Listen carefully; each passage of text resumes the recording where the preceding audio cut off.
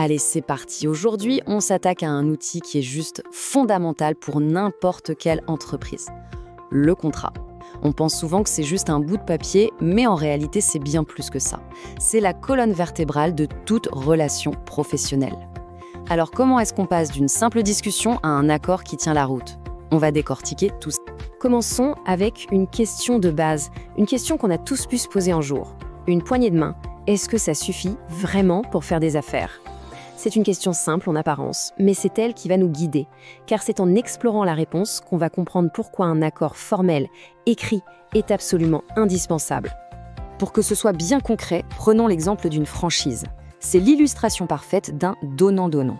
D'un côté, le franchisé récupère une marque, un concept qui marche, du soutien, bref, un package clé en main.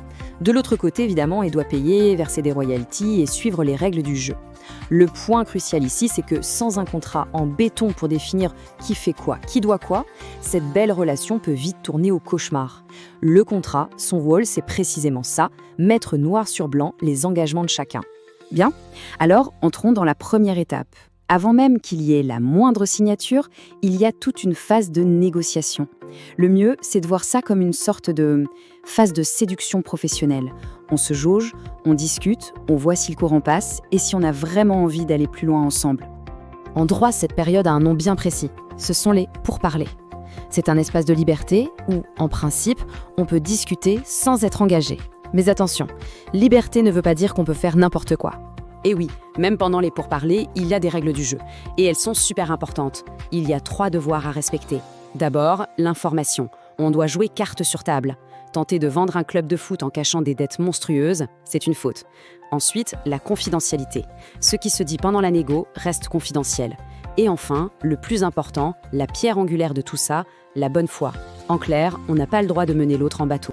Donc la question qui vient tout de suite, c'est qu'est-ce qui arrive si l'une des parties ne respecte pas ces règles et décide de tout planter du jour au lendemain? C'est ce que la justice appelle une rupture abusive des négociations. Pour bien comprendre, rien ne vaut un cas d'école, l'affaire Manoukian. Imaginez le scénario. La société Manoukian est en discussion très avancée pour racheter des actions. Sauf que, en douce, l'autre partie, Stuck, signe avec un concurrent. Et le pire, c'est que pendant 2 semaines, elle continue de faire croire à Manoukian que tout est encore jouable, avant de couper court aux discussions. Forcément, le tribunal a été très clair, c'est un cas flagrant de mauvaise foi. Et les conséquences de la mauvaise foi, elles sont bien réelles et financières. Dans une autre affaire, un hôtel a fait miroiter un contrat à une blanchisserie pendant des mois, tout en sachant qu'il allait signer avec quelqu'un d'autre. Résultat, la blanchisserie a touché 1 500 €. Mais attention, il faut bien comprendre ce que ça représente. Cette somme ne couvre pas les bénéfices qu'elle espérait faire. Non, ça couvre juste les frais qu'elle a engagés pour rien. Le temps perdu, les déplacements. La loi indemnise la perte, pas le gain manqué. Bon, après la phase de négociation, si tout va bien, on passe au moment où les choses deviennent vraiment sérieuses. C'est l'instant T, celui où une discussion se transforme en un véritable engagement avec des conséquences juridiques. En fait, la naissance d'un contrat, c'est une mécanique en 2 temps, très simple. D'un côté, il y a l'offre, une proposition claire, nette et précise. Un devis détaillé, par exemple. Et de l'autre, il y a l'acceptation. C'est le oui franc et massif à cette offre. Par exemple, la signature du devis. Et c'est à la seconde précise où le oui rencontre l'offre que, pouf, le contrat est né. Il existe légalement. Ça a l'air simple, dit comme ça. Sauf que ça peut se compliquer.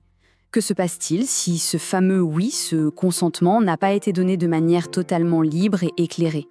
Le droit a bien sûr prévu ces situations. Ça s'appelle les vices du consentement. On peut voir ça comme des bugs dans l'accord.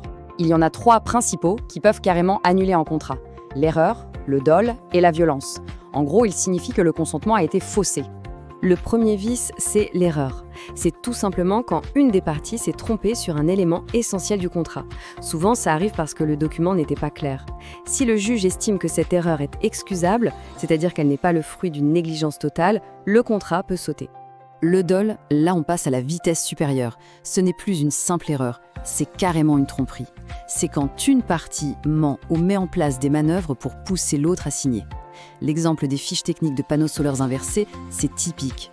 On provoque volontairement l'erreur de l'autre. C'est de la malhonnêteté pure. Et enfin, il y a la violence. Là, c'est quand on a forcé la main de quelqu'un pour qu'il signe, que ce soit par des menaces physiques ou une pression psychologique insupportable. Dans un cas comme ça, le oui n'a aucune valeur, il n'est pas libre et donc le contrat est nul et non avenu. Ok, maintenant, imaginons que tout s'est bien passé. Le contrat est signé, le consentement est valide. Que se passe-t-il? Eh bien, le contrat entre dans sa phase de vie et c'est là qu'il déploie toute sa puissance. Cette phrase, c'est le principe fondamental du droit des contrats.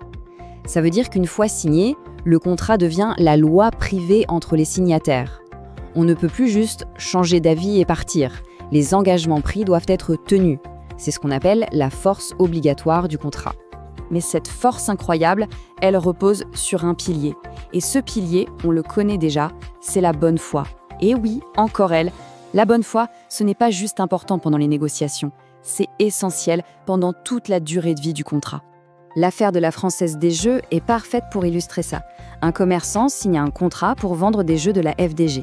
Le contrat ne dit nulle part que la FDJ n'a pas le droit d'installer en concurrence juste à côté. Et pourtant, c'est ce qu'elle fait. En faisant ça, elle ne viole pas la lettre du contrat, mais elle en viole complètement l'esprit. Elle vide l'accord de son intérêt pour son partenaire. Le tribunal a considéré que c'était une exécution de mauvaise foi. Alors, pour éviter ce genre de situation et pour bien encadrer la relation, le contrat est une vraie boîte à outils. Et ces outils, ce sont les clauses. Ce sont elles qui vont permettre d'anticiper les problèmes et de clarifier les choses dès le départ. Justement, jetons un œil à quelques-uns de ces outils. Une clause pénale, par exemple, ça fixe à l'avance le montant des pénalités en cas de retard. C'est super dissuasif. Une clause résolutoire, ça permet de mettre fin au contrat automatiquement si l'autre ne paye pas. Pas besoin d'aller au tribunal. La réserve de propriété, elle, protège le vendeur. Tant que ce n'est pas payé, le bien lui appartient toujours. Chaque clause est un mécanisme pensé pour protéger et sécuriser la relation. Bon, pour résumer, si on devait garder l'essentiel en tête, ce serait ça. 1. La bonne foi, c'est le socle de tout, du début à la fin. 2. Le consentement doit être parfait, sans bug. 3. Un contrat signé, c'est la loi et ça se respecte. Et 4. Les clauses sont nos meilleurs amis pour anticiper les problèmes et protéger nos arrières. Voilà, on a fait le tour. Et maintenant, la vraie question c'est, la prochaine fois qu'on aura un contrat entre les mains, est-ce qu'on le verra toujours comme une simple formalité administrative ou plutôt comme ce qu'il est vraiment, l'architecture d'une relation? Une architecture qui mérite d'être construite avec soin, brique par brique.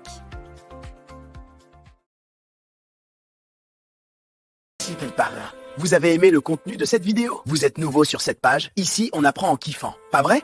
N'hésitez pas à liker, vous abonner à Mon Campus Online, activer la cloche de notification pour ne rien manquer et surtout à partager.